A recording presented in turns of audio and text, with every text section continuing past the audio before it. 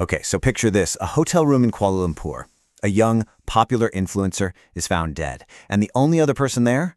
One of Malaysia's biggest, most controversial superstars. And now, he's just gone. Vanished? This is one of those stories that honestly just leaves you with more questions than answers. So that brings us to the huge, chilling question at the heart of this whole thing. What happened to the influencer Xie You Xin? And where on earth is the superstar Namewee? All right, to really get what's going on here, we have to rewind. Let's go right back to the very beginning, to the moment this whole case first exploded into the public eye. The scene is a hotel, right in the heart of Malaysia's capital. You know, the kind of place you'd never expect to suddenly become the epicenter of a massive international media firestorm.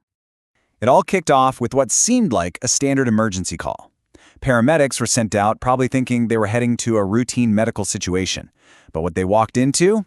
Well, it was anything but routine. Because when those first responders got there, the scene was just off. You know that feeling when things just don't add up? That's what they were dealing with. The details were unsettling, and frankly, none of it was making any sense. And this is where it gets really weird. Xie You Xin was found unconscious, naked in the bathtub. But here's the bizarre part. The tub and the floor around it were completely bone dry. How does that happen? And who else is in the room? The superstar, Namewee. The story gets even crazier because as paramedics were arriving, police, who just happened to be at the hotel for a big ASEAN summit, actually intercepted Namewee as he was trying to leave.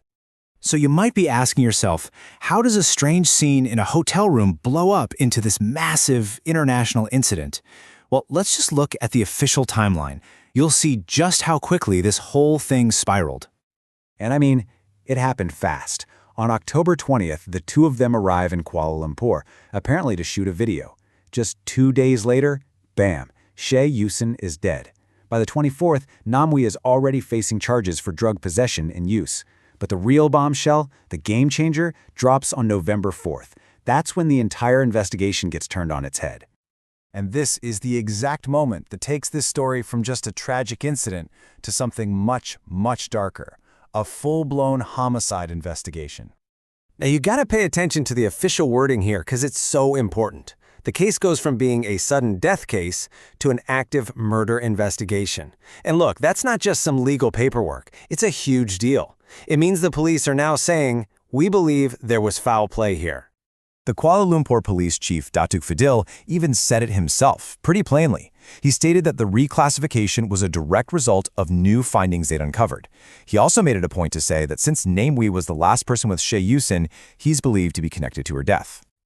Okay, so the question on everyone's mind has to be, what are these new findings? What exactly did the police uncover that was so contradictory it changed the entire course of this case?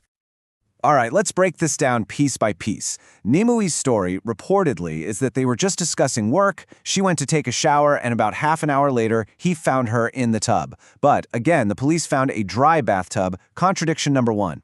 He also initially denied any drug use, while police found 9 ecstasy pills and aphrodisiacs right there in the room. And get this, his own urine test lit up like a Christmas tree, positive for amphetamine, meth, ketamine, and THC.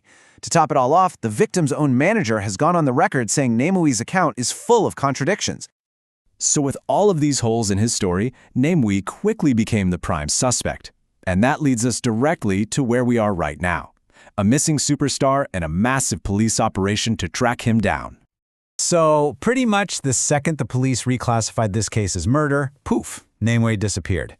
And the authorities have confirmed he hasn't left the country through any official channels, which means he is still out there, somewhere in Malaysia. And let me be clear, we are not talking about a small-scale search. No way. This is a full-blown, nationwide manhunt. It's a joint operation with Malaysia's Federal Police Headquarters, Bukit Aman, plus the Kuala Lumpur Police and the John Maw District Police. It's a massive effort. Which leaves us with this one haunting question. We have conflicting stories, we have some really damning physical evidence, and we have the main person of interest who has literally vanished into thin air. With Namewee missing, you have to wonder, will we ever find out the real truth of what happened in that Kuala Lumpur hotel room?